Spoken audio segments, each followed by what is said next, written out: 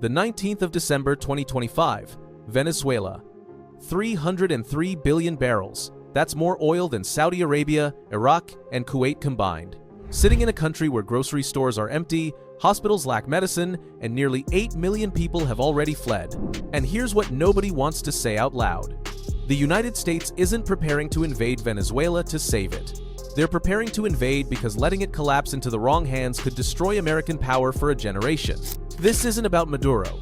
It's not even really about drugs or refugees, despite what the press releases claim. Today, we're breaking down the hidden calculations, the resource deposits, the geographic nightmare, and the brutal math that makes invasion look less like aggression and more like strategic necessity. Because when you see the numbers, one thing becomes crystal clear. Venezuela isn't just another failing state. It's a ticking time bomb that could reshape global power if it explodes in the wrong direction. On paper, America doesn't need Venezuelan oil. Thanks to fracking, the US produces over 13 million barrels daily and became a net energy exporter years ago. So why does Washington still obsess over Venezuela's reserves? Here's the brutal truth. America doesn't need to pump Venezuelan oil. It needs to control who does. Venezuela holds 303 billion barrels of proven crude reserves, 17.7% of the planet's total supply. That's 11 times larger than all US reserves combined. More than Russia, more than Iran, more than anyone except possibly the Saudis, and even they come in second at 267 billion. But here's the strategic part most analysts miss. This isn't about volume. It's about the petrodollar system, the invisible mechanism that forces most of the world to buy oil in US dollars, creating artificial demand for American currency and keeping the dollar as the global reserve. If China and Russia gain control of Venezuela's output, they could offer discounted crude to developing nations in yuan or rubles. One analyst I spoke with put it bluntly. If Venezuela starts selling 2 million barrels a day outside the dollar system, the entire petrodollar framework could unravel in 24 months. The implications are staggering. The dollar's reserve status allows America to print money without triggering hyperinflation because global demand absorbs it. Lose that, and US debt becomes unsustainable overnight. Venezuela's oil isn't just energy. It's the linchpin of American monetary dominance. And there's another angle. Venezuelan crude is extremely heavy, so thick it barely flows without being blended with lighter fuels. But that's exactly what Gulf Coast refineries in Texas and Louisiana were designed to process. Billions in American infrastructure sitting idle because sanctions cut off the one supply that makes economic sense. Control Venezuela's oil, and America doesn't just secure energy independence, it secures the architecture of global finance itself. Oil isn't even the full story. Beneath Venezuela's southern forests lies something potentially more valuable in 2025's geopolitical landscape. The minerals that power artificial intelligence, advanced weaponry, and next-generation electronics start with gold. Estimates put Venezuela's untapped gold reserves at roughly 8,000 tons, concentrated in the Arco Minero mining belt south of the Orinoco River. If those estimates hold, we're talking about potentially the largest undeveloped gold deposit on Earth. But here's where it gets more interesting and more dangerous. Coltan. This bluish-black mineral is absolutely essential for manufacturing capacitors used in smartphones, laptops, missiles, and critically the server farms running AI systems.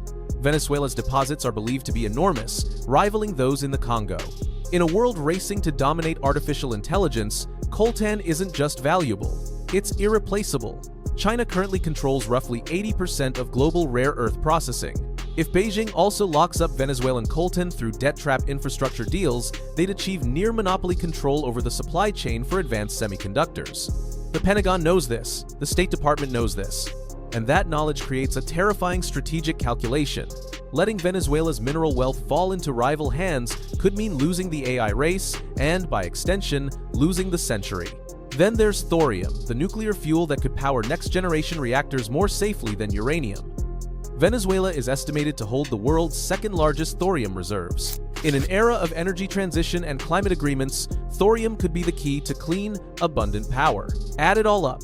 Oil that props up the dollar, gold that could destabilize currencies, rare earths that enable AI dominance, and thorium for energy independence.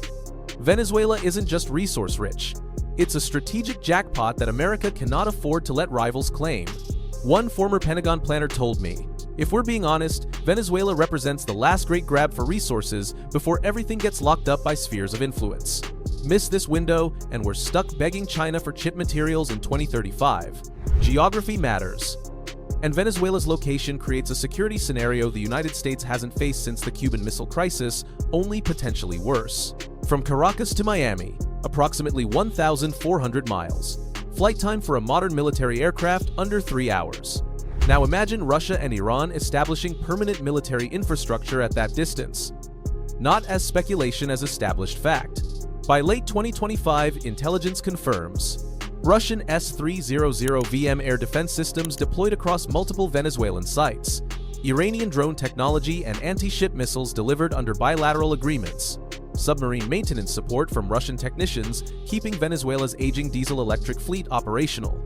Electronic surveillance stations potentially capable of monitoring U.S. naval movements throughout the Gulf of Mexico and Caribbean. The implications go beyond immediate military threat. Venezuela is becoming a forward operating base for American adversaries in the Western Hemisphere. Remember the Monroe Doctrine? The 19th century policy declaring that European powers had no business meddling in the Americas? That principle never died, it just went quiet during the unipolar moment after the Cold War. Now, with great power competition returning, Washington finds itself facing exactly what the Monroe Doctrine was designed to prevent: hostile powers establishing military presence in America's strategic backyard. But here's the nightmare scenario that keeps Pentagon planners awake: advanced anti-access area denial.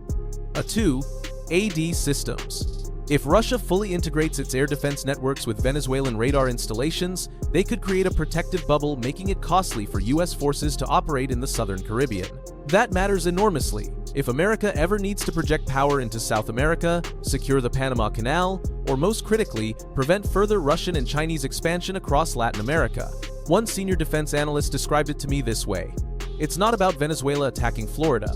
It's about Venezuela becoming the node in a network that degrades our ability to operate freely in our own hemisphere. That's strategically intolerable." Numbers don't lie.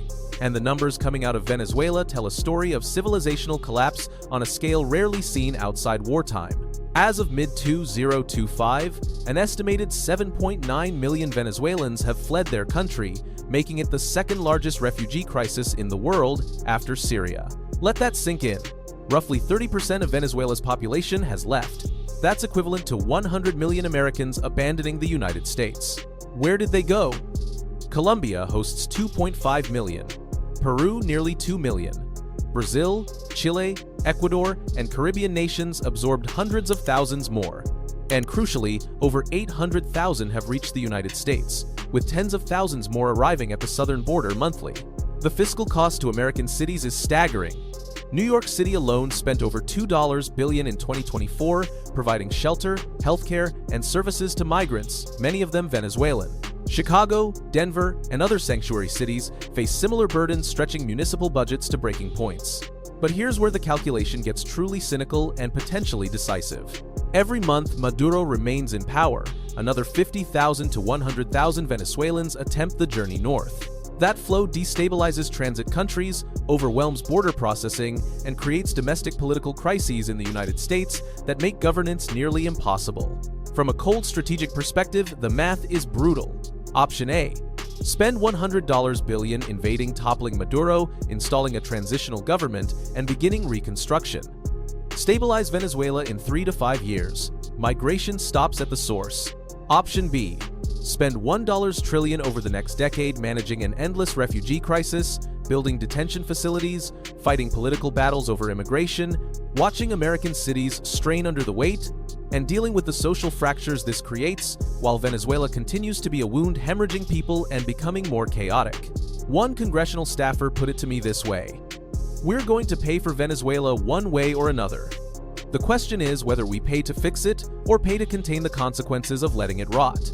And there's a darker dimension.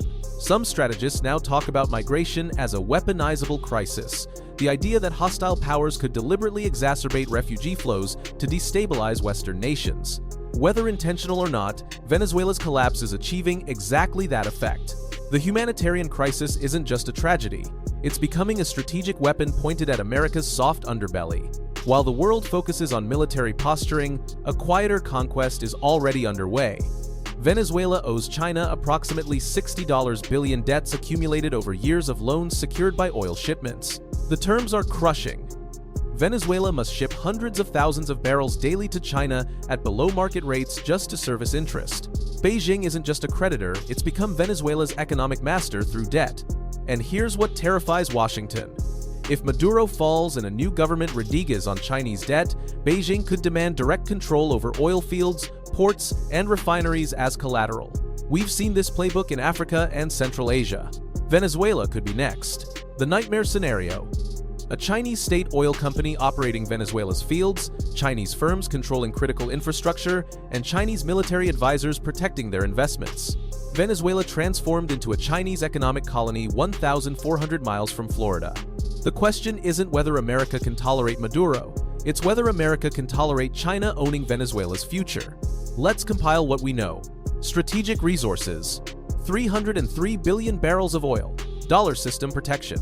8,000 tons of gold. Currency hedge. Coltan and rare earths AI. Dominance. Thorium. Energy future. Geopolitical threat. Russian air defenses 3 hours from Florida. Iranian drones and missiles. Electronic surveillance compromising U.S. operations. Permanent hostile presence in Western Hemisphere. Economic calculation. $60 billion Chinese debt trap tightening. Petrodollar system under threat. Gulf Coast refineries idling without Venezuelan crude. $100 billion invasion versus $1 trillion refugee management. Humanitarian cover. 7.9 million refugees and counting. 400 to 550% projected inflation for 2025. Total state collapse inevitable. Liberation narrative already written. The pattern is unmistakable. Every element necessary to justify and execute regime change is falling into place. The resource incentives, the security threat, the economic calculation, the humanitarian pretext. What's missing is only the trigger, the incident that makes inaction politically impossible and intervention politically necessary. We've laid out the strategic realities. Venezuela represents the intersection of every nightmare scenario American planners face. Hostile powers in the hemisphere, refugee crises destabilizing allies, critical resources under rival control, and the slow-motion collapse of a state that could become either a Chinese vassal or a failed narco-state. The calculus is brutal but clear.